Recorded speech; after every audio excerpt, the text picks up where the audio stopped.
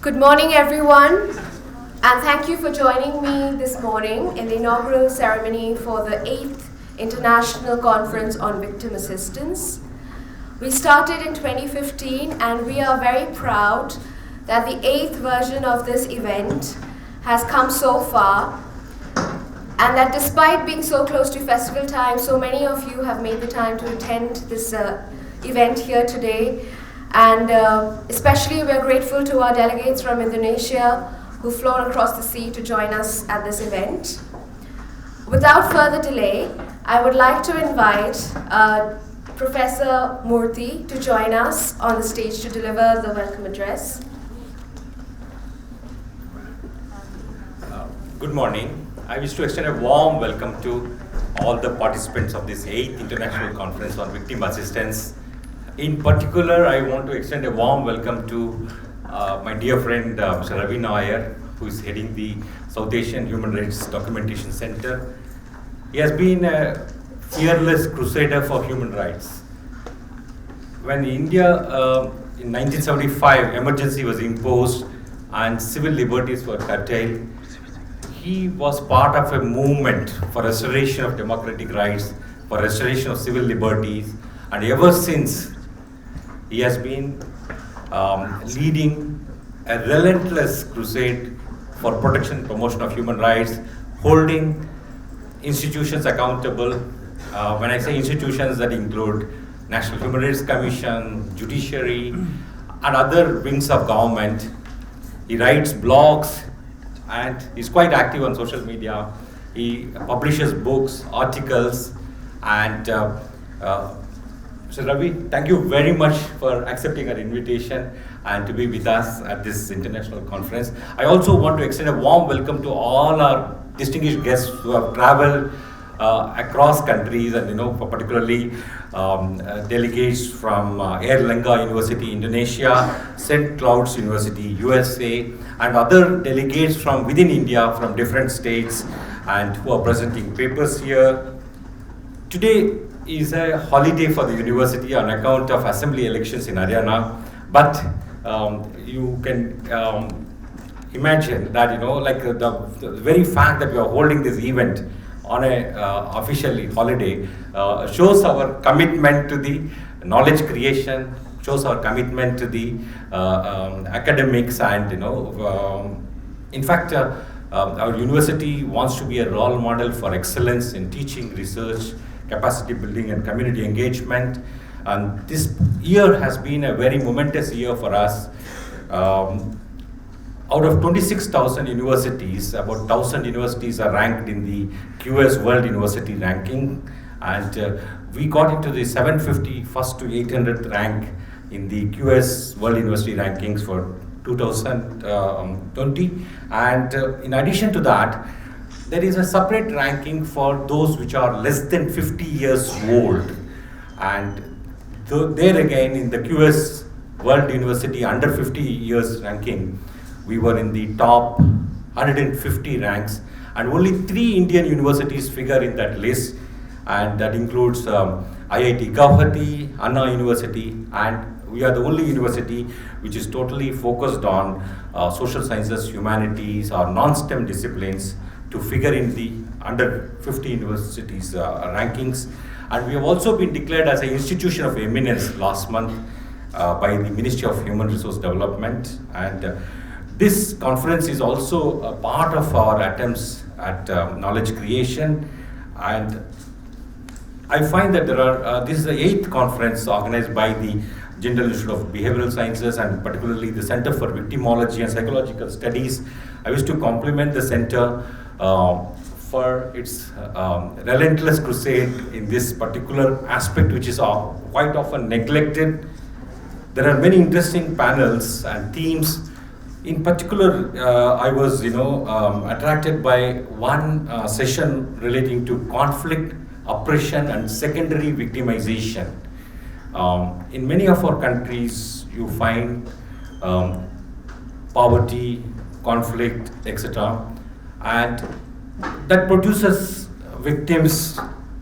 And in particular, I want to refer to the situation in Manipur, which is a Northeast Indian state, where there had been conflict going on for the last 6 decades. In particular, the last 2 decades had been very difficult for citizens.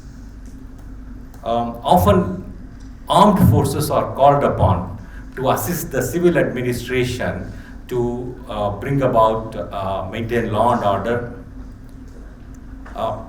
In fact, there are, even in this, what you call, efforts to bring about law and order, often mistakes are made.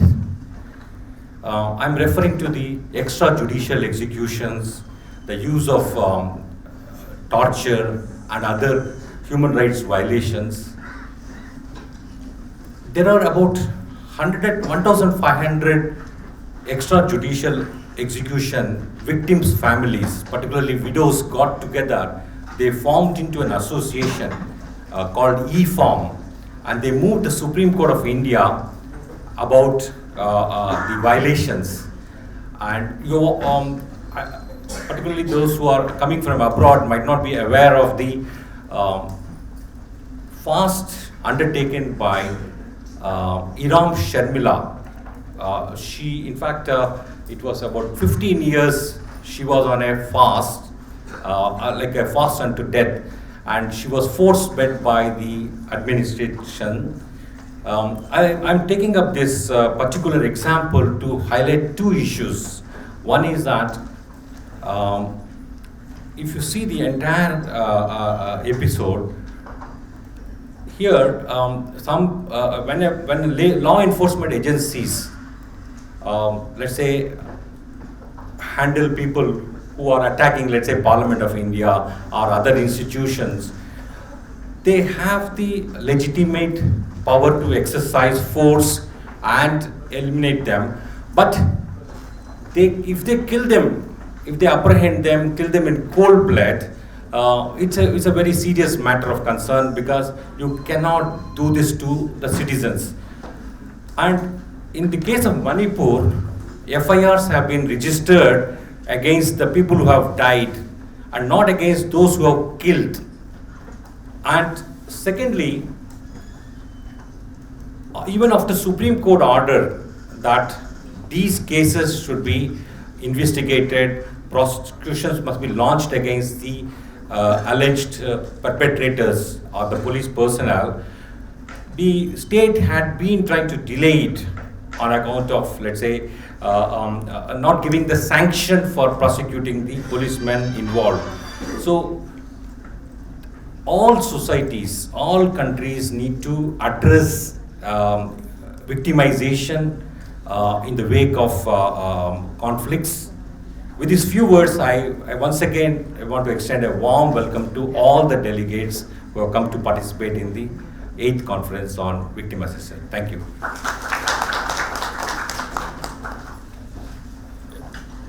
Thank you, Professor Murthy, for that very real and enlightening example. That sets the mood for what we are here to discuss today. This last year has been tumultuous in terms of victimization, not just from crime, but also from state crimes.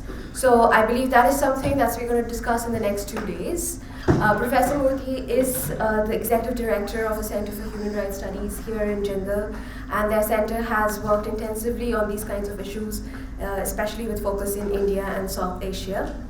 Next, may I invite the Principal Director of Jindal Institute of Behavioral Sciences and the Center of Victimology and Psychological Studies, Dr. Sani.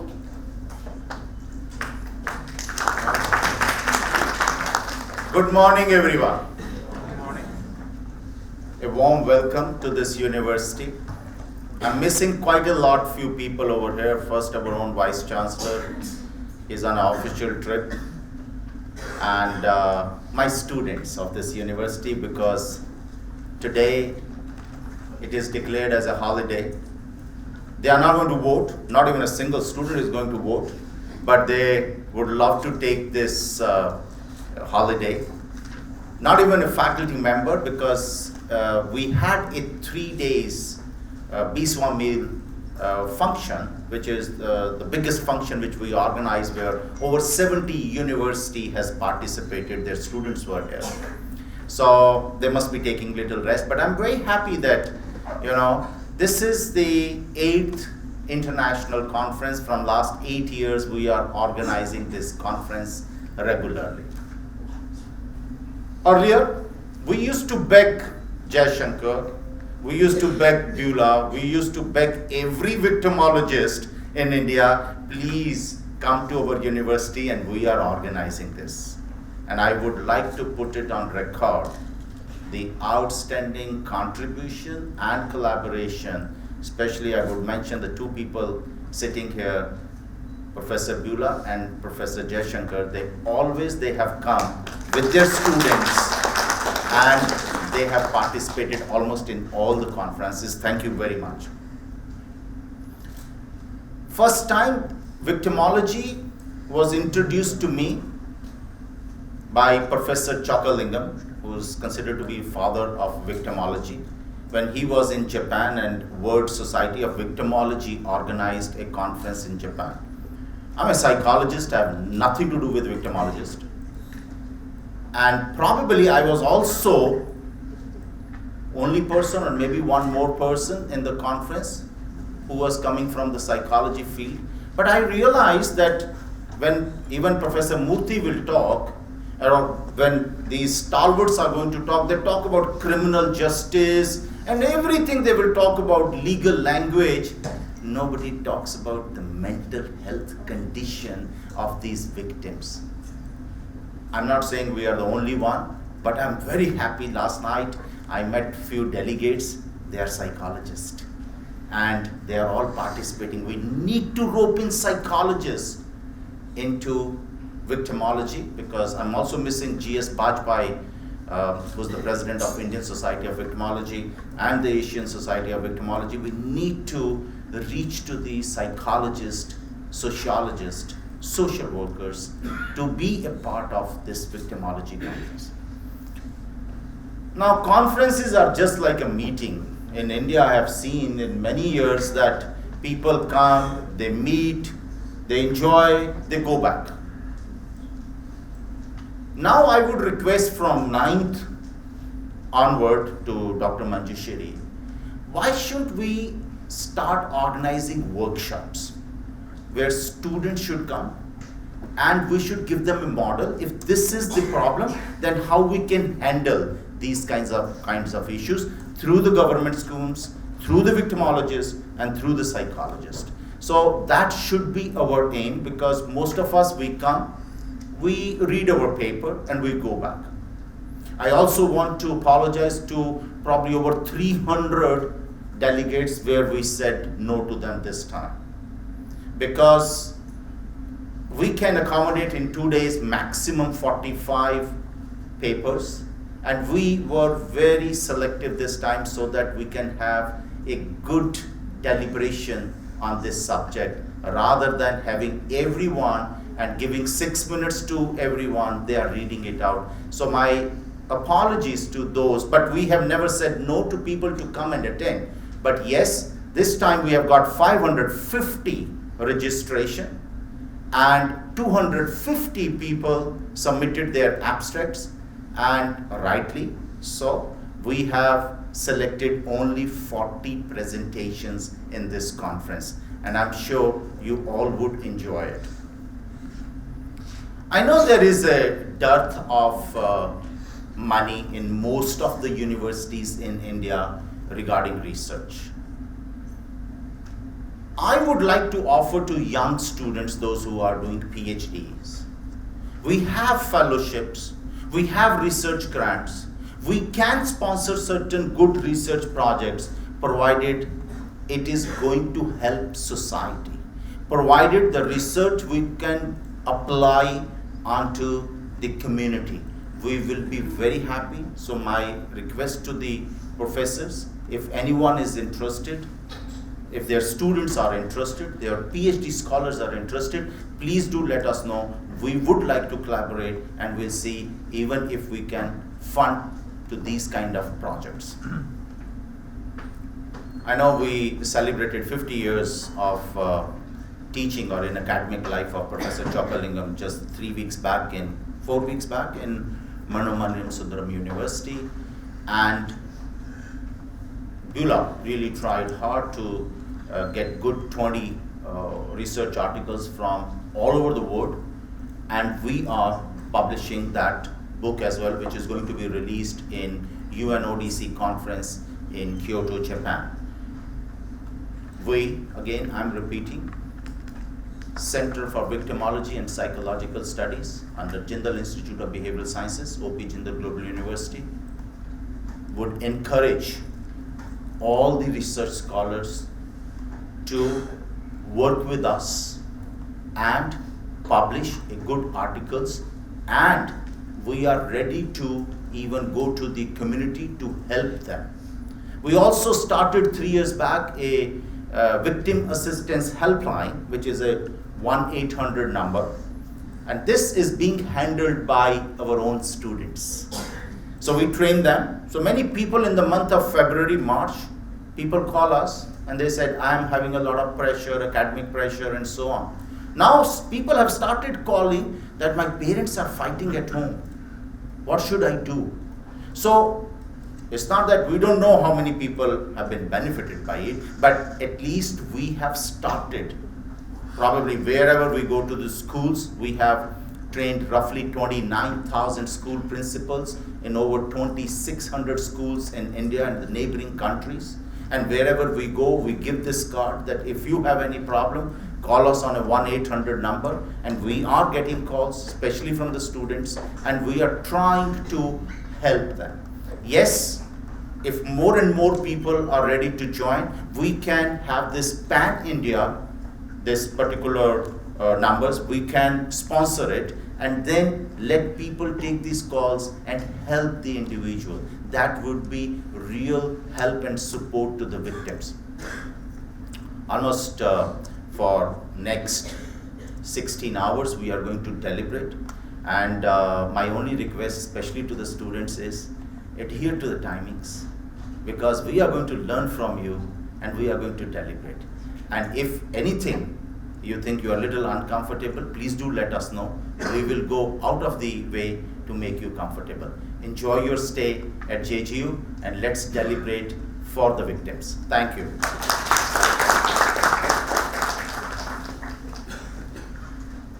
Thank you very much, Dr. Sani. Building on what he has just discussed, and knowing that while we call ourselves the Jindal Institute of Behavioral Sciences, we do work intensively in victimology, criminology, and related legal studies. We are a multidisciplinary, interdisciplinary research center. So extending his invite on publishing and researching with us, we would also like to invite you on this opportunity in the next few days to network amongst yourselves and with our faculty who will be present here today and tomorrow. And we'd be happy to talk about what you're doing, any research initiatives, community work initiatives, impact initiatives, social impact initiatives that you are interested in and would think that JGU would be amicable support. We are happy to consider and carry forward these conversations with you. Moving on to our chief guest, Professor Murthy has been very kind enough to give a very personal and delightful introduction to Mr. Ravi Nair. I possibly couldn't justify that. But just to reiterate what he has said, Mr. Nair is currently the Executive Director of the South Asian Human Rights Documentation Center, recipient of the M.A. Thomas Award, National Human Rights Award for 1997. Mr. Nair represents a network of like-minded individuals all across South Asia that seek to investigate, document, and disseminate information about human rights, treaties and conventions, human rights education, refugee, media freedom, prison reforms, political imprisonment, torture, summary execution, disappearance, and other cruel, inhuman, or degrading treatment. As Professor Murthy rightly pointed out, he's been pivotal in bringing so many changes, and usually these kind of revolutionary movements go both ways. And the SHRD has been a special consultant to the Economic and Social Council of the UN, and this has all been without any government funding. So we couldn't think of a more diverse personality to join us here this morning to share his wisdom and his experience. So may I please invite Mr. Nair to the podium.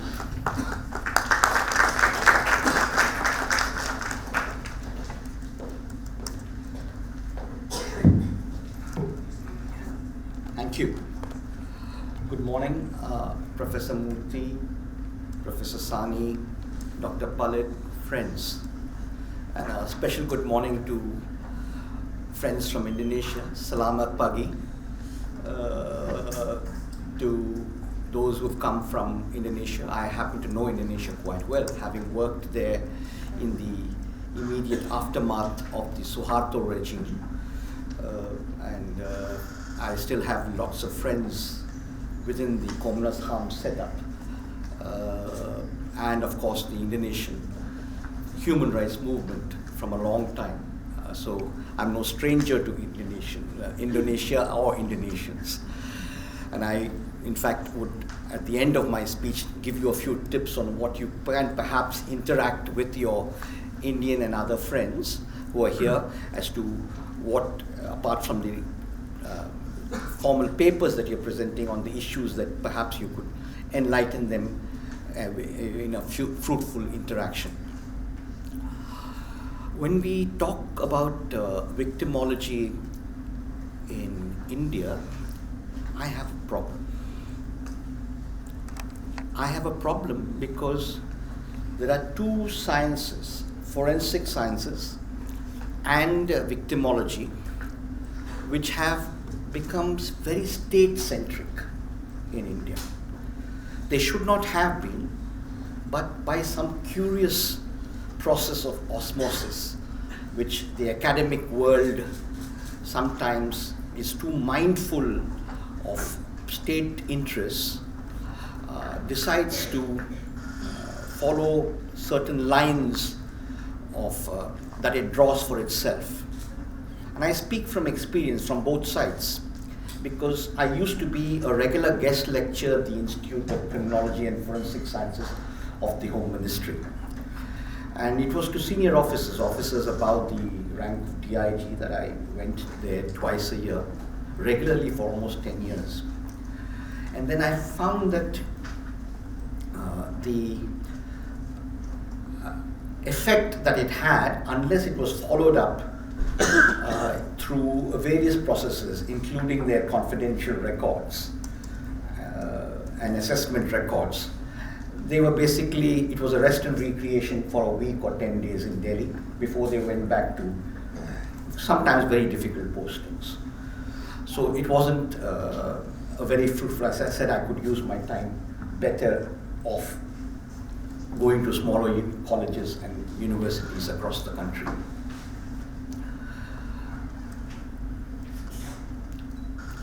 It is important to understand that in spite of the excellent work done by academics in the field of victimology across the country, the actual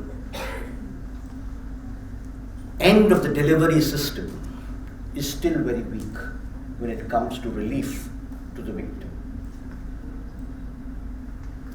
even of ordinary crime. Forget the issue that I am going to talk about. It's extremely weak.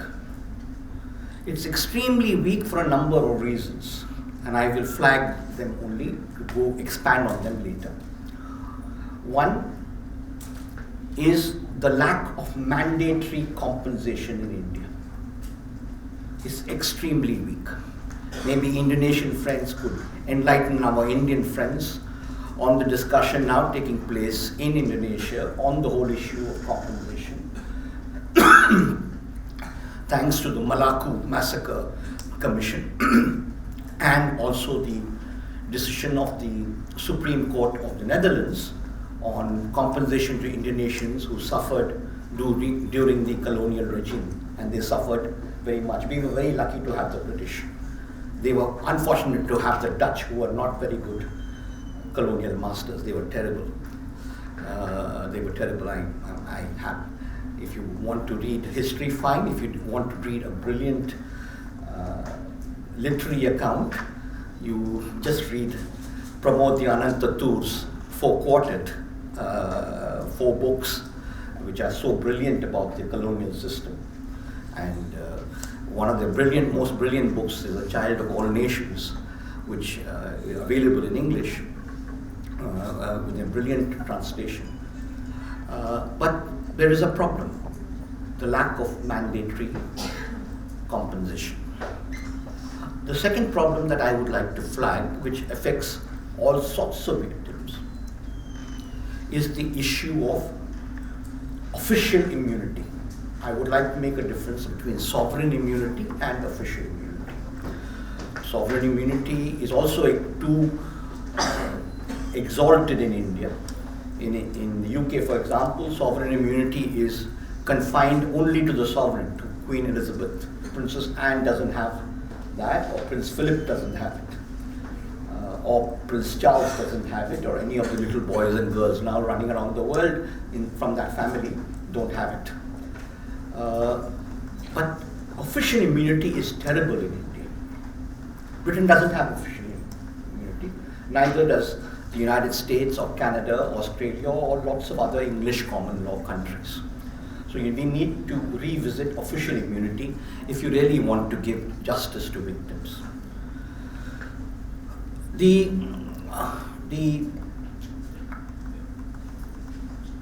whole concept that official immunity was absolutely sacrosanct is something very new. The British brought it in 1935, in the 1935 India Act, to protect British officials, public officials, from prosecution by Indian lawyers in the federal court in India then. And if they failed in the federal court, many of them went to the Privy Council, which was then the last court of appeal, for justice. And they got justice. In fact, the British changed the Crown Torts Act to stop Indian lawyers coming to the Privy Council. Made an amendment that they did not have the right to appeal. But when India got independence in August of 47, in June of 1948, the British removed the amendments and it went back to as it was earlier, that anybody could file cases. So the British had mainly used the amendment to stop Indian lawyers coming to the Privy Council. They didn't wait for Malaya to become independent or Kenya to become independent or other big colonies that they had in the Caribbean or in Africa to become independent. They were worried about the fairly good legal expertise of the Indian lawyers. After independence, we decided India, Pakistan and Bangladesh, very little difference between them in terms of when you look at jurisprudence and the usage of the criminal law and impunity for human rights violations. They're all, as they say in Hindi, ek hi chatte batte ke hain. I mean, they are, there's very little difference amongst them. And you see that the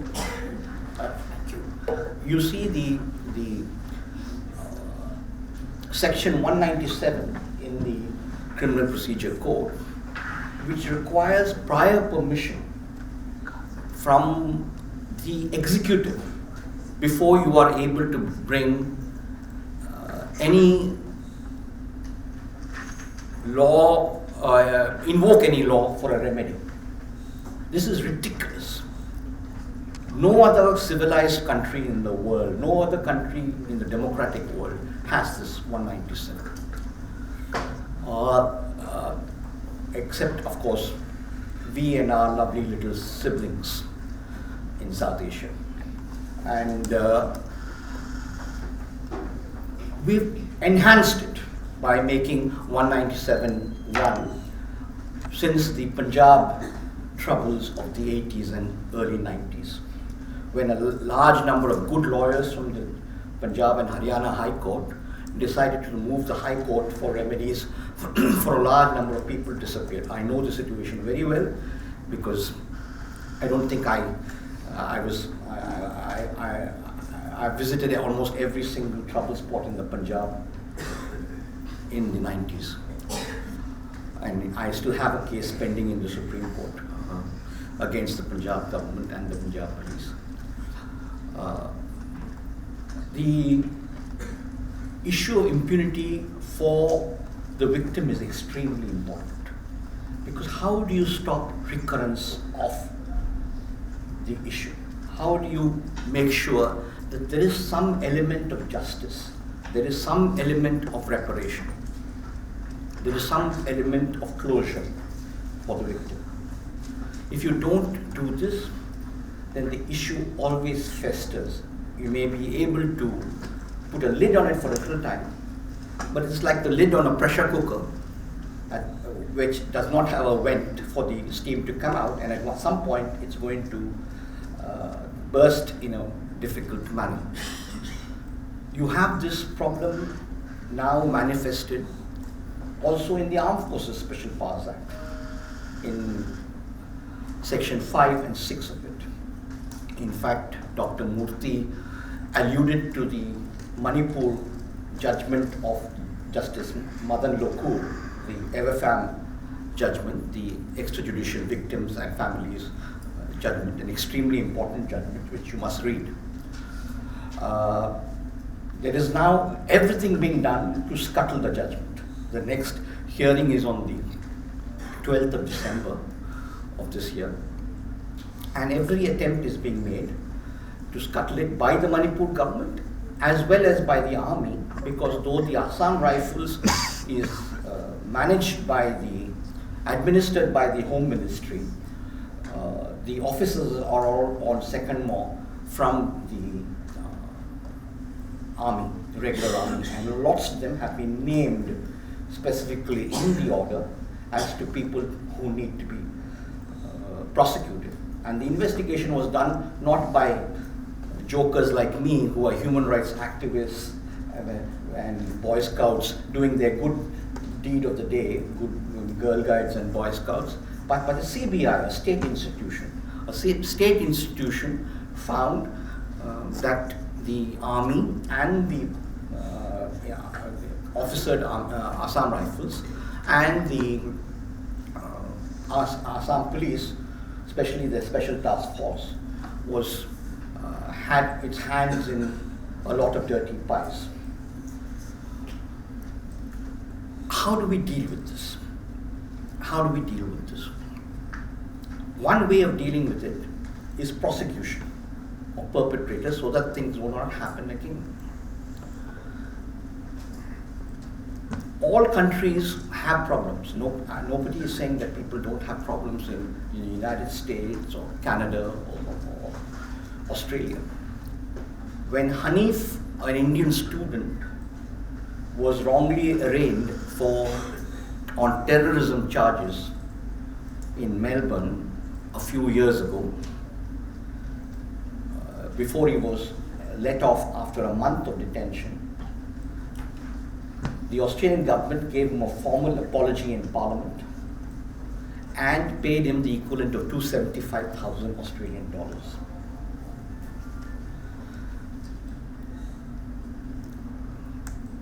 I would like that to happen sometime in India. You teach your students that Rudol Shah is the best judgment that came since whipped cream was invented. 17 years in illegal detention, 35,000 rupees. Even at 1983 currency standards, that was not enough to buy me chole bhature on the street corner. Ridiculous judgment. And you call that the path-breaking judgment? I'm sorry. I also happen to lecture at the National Judicial Academy regularly, twice a year. So what I say here, I've said there. two High Court judges. As I said, I don't pull my punches.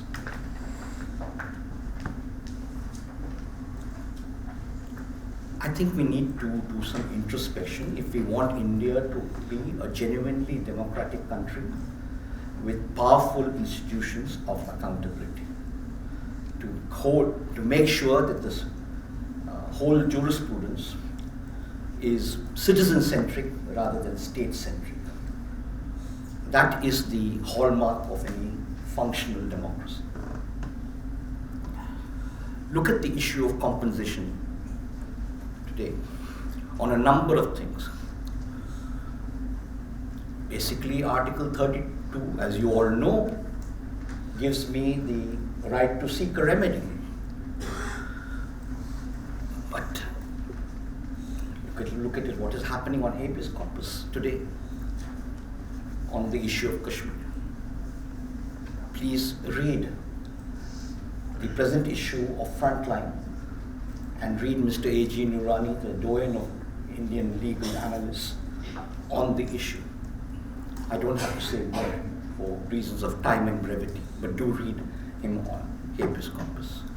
Read also Dushyant Dave, a few days ago, senior advocate of the Supreme Court, writing in the Hindu. And read, of course, the AFM judgment of the Supreme Court in on the Manipur issue. We then come to Sebastian Hongri, an old friend of mine from Nagaland, where it took a major battle for the production of two people who were disappeared in army custody. And of course, we were told that they had disappeared genuinely, and they've been extrajudicially killed, or what we say in India in colloquial language, encountered. Fortunately, they got a little bit more. They got 1 lakh rupees each. 1 lakh rupees for a life. Niggardly is the word. We saw Bhim Singh, where he got 50,000 for illegal detention. And then we saw, of course, Neelabati Behra.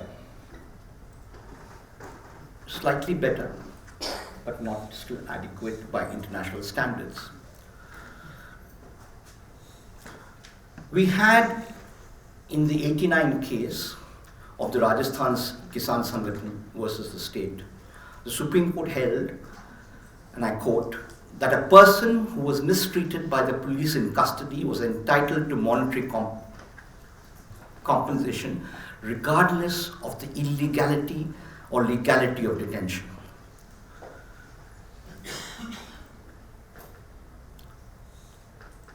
But illegal detention is common, absolutely endemic. I am no stranger. I'm not an academic only. I'm a dilettante academic. I sometimes dabble in academics, but I am more in the field than there. I happen to be arrested during the emergency amongst my various times as a guest of the government by the Daryaganj police in October of 1975. Fortunately, I had the privilege of being arrested with wonderful people like Hari Vishnu Kamath, former ICS officer and parliamentarian. So I was in very good company. But I was locked up separately because I was, to use a polite word, a pain in the neck to the state in Delhi University. So they decided to give me the once over. So I would have been beaten up late in the night. So I was not put in the lockup with the others. I was put in a separate room where one guy was not sitting on the cot. I sat on the cot. Good privileged middle class background, so I decided I won't sit on the floor. There was a cot, so I'll sit on it. But I saw somebody covering in total fright in the corner of the room on the floor. So I asked him, क्या हो गया? So he said, साहब 40 दिन से हमारे को यहाँ पे रखे. I've been kept here for 40 days. I've been beaten up black and blue. I am a pickpocket. I cut pockets between the Riaganj and Red Fort in the bus. I am an artist. I cut the pockets with a blade and filched their purses. These guys have been beating me up to confess to over 50 armed robbery cases which they have unsolved. I am an artist. I don't do armed break-ins. I cut people's pockets. Why are they beating me up to sign on to so many armed break-ins? I don't do these things. I don't hurt people. I just cut their pockets. He'd been held for 40 days in illegal custody. The last police commissioner in Delhi who ever visited a police station, which they're supposed to do regularly in the night, all over the country, not just in Delhi, but they're supposed to do it. They don't do it. That's a different matter. And surprise visits to check who's in custody. Has his name been registered in the daily diary? Has an FIR been registered or not? Has a Roznamcha been prepared? The last person was Raja Vijaykaran. Since then, I know, because I deal regularly with the Delhi police, both adversarially as well as consensually, because I do a lot of lectures to them. I find that you are not going to get actual reparation done unless you remove impunity and provide for compensation. I wrote a very strong piece, which some of you may have read, but otherwise draw your attention to it, on the Akshardham judgment in the Economic and Political Weekly a few years ago after the Akshardham judgment. 6 people who had been arrested and convicted by the Sessions Court, and the High Court upheld their convictions. And all of them, apart from 4 of them had already spent 7 years in jail when their appeals in the Supreme Court were allowed, and the Supreme Court, in very strong terms, castigated the Gujarat police for having held them in illegal custody before they were formally shown as arrest. They were tortured. There was perjury. There was false documents manufactured by the police. But not a single rupaya was given in compensation. When they moved separately for compensation, that request also was denied. So I did a strong piece. And bordering on the contempt, but I was being provocative. I was being provocative. You cannot take away somebody's 7 years of his or her life and not say sorry and make some recompense. 1996, India last appeared at the UN Human Rights Committee. It's supposed to have submitted its next periodic report in 2001. But we are Kumbhakarna's brothers and sisters. Or if for those Indonesians who don't know who Kumbhakarna is, I give you the American equivalent, Rip Van Winkle. So we slept. So in 2019, we have not yet submitted our 4th periodic report.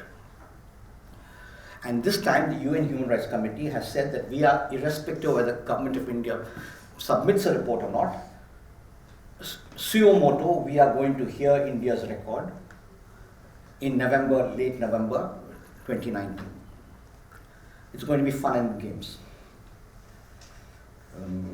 I have already submitted a very detailed critique of the Indian situation. It's available on the UN web page, so it's not secret. You can go to the UN web page and read it, which the MEA has of course read it, so they've they are going blue and purple in their faces whenever they look at me. I'm happy that they are going blue and purple. But it's ridiculous that when we signed and ratified the UN International Convention on Civil and Political Rights, made a declaration, meaning a reservation, to the application of Article 9(5), which relates to mandatory compensation. So there is no mandatory compensation in India. So this battle has to be fought at many levels. It has to be fought at the judicial level. It has to be fought at the legislative level. It has to be fought at the academic level. That some of you do these kind of academic inquiries. Don't do these esoteric subjects. I'm sorry, I'm being a little blunt. Pardon me for being so. But I'd like some of you to go and do a study on how many Dalit victims of the Kilavani massacre in Tamil Nadu ever got compensation. I would like you to look at the Sundur massacre in Andhra Pradesh of Dalits, or the Bharatpur massacre close by of Dalits, and whether they ever got any compensation, recompense, reparation, whether there was any real prosecution. Sundur, all the perpetrators got away scot-free. Look at the Gujarat victims of the pogroms in Gujarat, of the Bhiwandi riots, of the Aligarh riots, of the Jamshedpur riots, or the issues today in Kashmir. The state is strengthened, it is not weakened by this. This is what our people in this present state setup do not understand. It is a feeling state that enjoys the confidence of the people. An unfeeling state, the citizen just withdraws his faith from it and just decides that I do not believe in the state. That is not a good situation for a democratic state. The citizen and the state machinery must coordinate in its activities to strengthen the whole process of democratic accountability. We look at each and every issue of impunity, 197, 5 and 6 of the Armed Forces Special Powers Act. And yet, piecemeal, it's done extremely well. There are certain people, the Supreme Court in the petroleum pumps case, asked for the prosecution of Satish Sharma, then a minister of the Rajiv Gandhi government, asked for the prosecution specifically by name. Not a human rights violation, he just distributed some petrol pumps to all his friends and uncles and aunties. But the Supreme Court asked him for his prosecution. 10 years the Home Ministry sat on the file and then denied prosecution. Thank you very much. I am no friend of Mr. Chidambaram, having fought with him on more than one occasion, on paper as well as in seminars. But I believe that he is being denied due process. He is completely being denied due process. Please see today morning's article in the Hindu, written by Dr. Mohan Gopal, former director of the National Law School, Bangalore, as well as the former director of the National Judicial Academy in Bhopal. It's very illuminating. You see hundreds of requests that my friends have made in the Punjab and in Kashmir and in Nagaland and Manipur for prosecution of public officials. It is the old Indian story, apply, no reply. Nothing ever happens. We produce voluminous documents, evidence, affidavits, documents that we obtained from the states through RTI applications, but to no avail. How do we deal with this? So the academics need to do some pointed studies on these kind of victims. What is the state responsibility in a democratic country towards such people?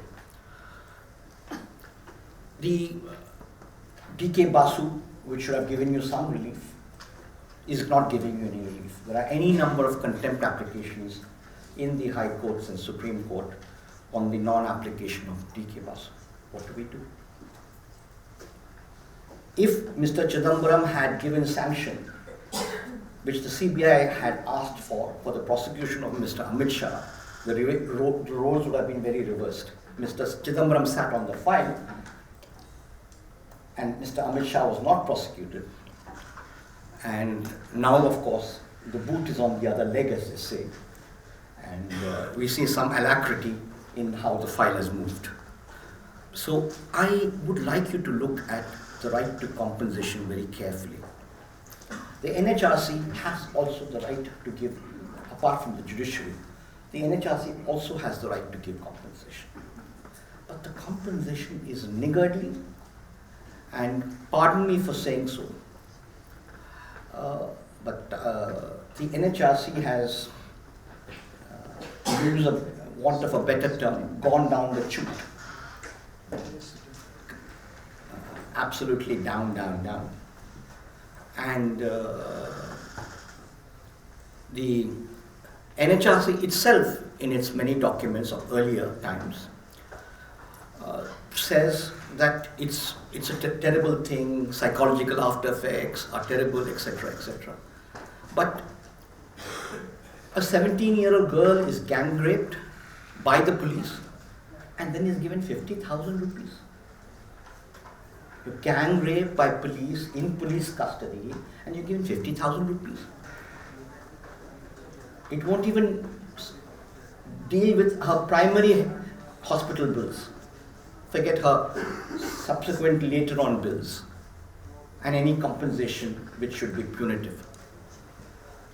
This is not, 50,000 is not compensatory. I'm sorry. The international standards are going massively ahead. And I'll try to wind up and say that we are missing the boat. I referred to the Indonesian example where the Dutch Supreme Court has now held that victims of colonial oppression in Indonesia are liable to be given compensation because a few victims went to the Dutch Supreme Court. Recently there have been two other very important judgments, one again of the Dutch Supreme Court and the other of the Danish Supreme Court. The Danish Supreme Court has said that the Danish peacekeepers in Iraq, who were the second outer ring to the Iraqi army which committed human rights violations, were as liable as the Iraqi army, even though they did not do them. They were only the second outer ring. They were liable. And so the 38 families who went to the Danish Supreme Court are all eligible for compensation. Similarly, the Dutch Supreme Court rejected the Dutch Army's plea that they were under the UN flag in the former Yugoslavia, in Srebrenica, when more than 2,000 Muslims were killed. And that they didn't have any orders to do any defense, so they could not do any defense because they had no orders. The Dutch Supreme Court held them wrong and has now ordered compensation for all the families that were affected or have next of kin in that particular massacre. The Dutch government is going to be paying through its nose. So jurisprudence at the international level is moving very, very fast. Whereas we are stuck in a time warp. This is where you as academics can perhaps explore some of these issues to make sure that it's not just ordinary crime, because you can't compartmentalize justice, criminal justice. Criminal justice cannot be compartmentalized. That I will give you justice in this area, I will not give you justice. Yeah, tic-tac-toe, round I go, if I miss, I get this. Thank you very much. You don't work that way. Justice, criminal justice is a holistic concept. And you have to look at justice in that sense that any victim of the state any victim of communal violence, what we call communal for Indian nations, it would be sectarian violence, must be treated with the same yardstick. We need to do this very quickly, otherwise there's a beautiful poem in Hindi by Sarveshwar Dayal Saxena, a great Hindi poet who died many years ago, but it was a very sensitive soul. Git pit अंग्रेजी नाचे नाचे जनता पहरी संविधान के पन्ने नाचे संसद court कचहरी आइल नाचे फाइल नाचे नाचे जनता पहरी. He basically said that the ordinary public is withdrawing its support to your edifice. He wrote this poem 30 years ago. It holds true until today.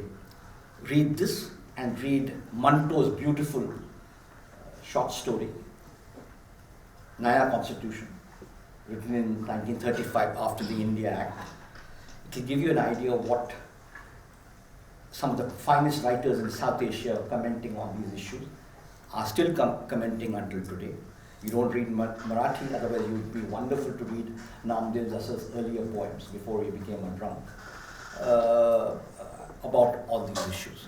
All I'm saying is victimology without acute study, and I'll conclude with that, of the issue of reparation, compensation, and the revocation of the absurd levels of official immunity that we have in India today will not take you very far. The world is looking today not like unlike it was there, just because the English electronic media and the television media and the English newspapers don't report these things. You can be the ostrich with your head in the sand, or you can be a sensitive person like Mahatma Gandhi was at every level of oppression and suppression. So please take victimology to new areas which it has not gone, and do much more clinical studies, not secondary research. The clinical studies is the key to this, and to do it in a consensual way. You don't have to necessarily be adversarial with the state, but you have to tell them the truth, that this is what is happening when you don't do compensations. This is what, when you don't do one compensation to a particular victim of torture, the whole village turns against you. The whole community turns against you. This is what happened in Tamil Nadu, in Kerala. This is what happens today with the atomic energy plant in Nagarkoil. So please understand, and this is what is happening in Kashmir, I don't have to say. I mean, don't listen to the press, take a holiday. It's a nice season right now. Keep your, it's cheap also, the hotels are giving you a lot of discounts. So go and open your eyes and see it. See for yourself. Be nationalistic, but not ultra-nationalistic. There's a difference. Love India, because the India I love is the India that you love. An India which is democratic, which is accountable, which is not responsible to a cabal of authoritarian rulers, but is responsible to the average citizen, as the preamble to the Constitution says, we the people. Thank you.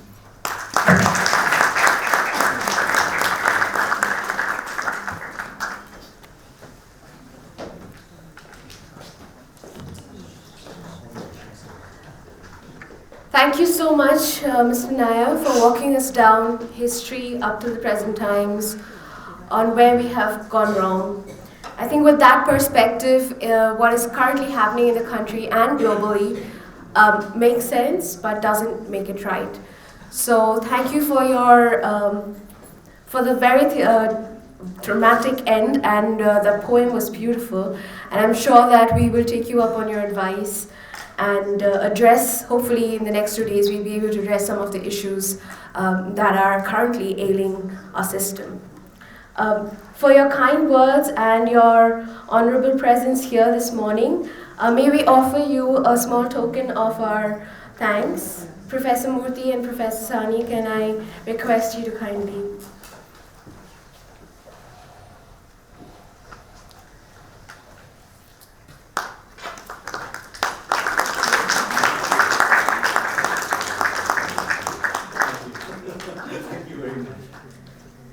Great.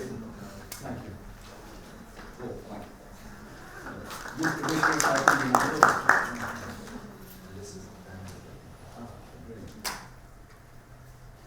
we have to do some more homework. Thank you. Thank you so much to all our delegates who've been with here this morning. This has been a great start to the event, if I would say so. May I now request Dr. Manjushri Palit, Executive Director of the Center for Victimology and Psychology Studies. Thank you, Paulomi. Hello, everybody. So that was a very fiery speech from our guest speaker. And once again, thank you, Mr. Ravi Nair, for being here and actually poking and jolting the academicians, I must say that, because we tend to forget that we have implications for our study, and sometimes we are ignorant about what is going on in the field, and sometimes we don't even realize that our studies are just for journals and it doesn't reach the masses. So we need to be conscious about that, and I must say thank you to Professor Murthy for reminding us again, and also we heard from Mr. Nair as well about the abuse of power that we have been encountering globally as well as in India. And I must say that Dr. Sahani also joined us in inspiring academicians to take up research which no one is concerned about. So together we can make a difference, and that's a very gentle reminder today in this session, in this inaugural session. That is something that I think we should all take away from this, that we need to stand together, whether it is the judiciary, legislative, academicians, the common man, all the educated masses. Together we need to stand up and make sure that these conferences are something that something fruitful comes out of these. So I think that's why that we did have a great start to this inaugural session, and many more is going to be coming along in the next 2 days of continued deliberation. And as I want to inform you that we will have 2 days of deliberation about victimization and victimization due to conflict, gender-based victimization, cyber victimization. These are some of the forums that will be discussed in the next 2 days, and we'll have a wonderful time. So I'm looking forward to having everybody participate in that and joining us in this 2 days of continued talks. And before I end and let everybody start with their preparation for the next session, I just want to acknowledge the help and the support that everyone from Jindal Institute of Behavioral Sciences and Jindal Global University extended for organizing this 2-day conference, because a lot of effort and manpower has gone into this kind of organization. So thank you to all the panels, and thank you to all the people here for being and participating in this conference. Thank you.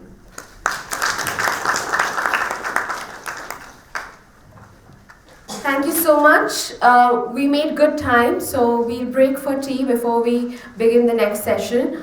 Just a few reminders. Could we have the speakers for the next session? Dr. Astutik, Mr. Mahesh Tripathi, Dr. Shashi Kumar, Dr. Sunanda Bhagwati, and Amira Paripurna. Could you please come here to the podium before you step out for tea to submit your presentations, if you have any? Just so the next session goes very smoothly and we do not lose time uploading presentations. Also, as you would have probably noticed, this room can get very chilly even though we are a fully packed room. We can't control the temperature of the ACs, so we'll be switching them on and off, of course.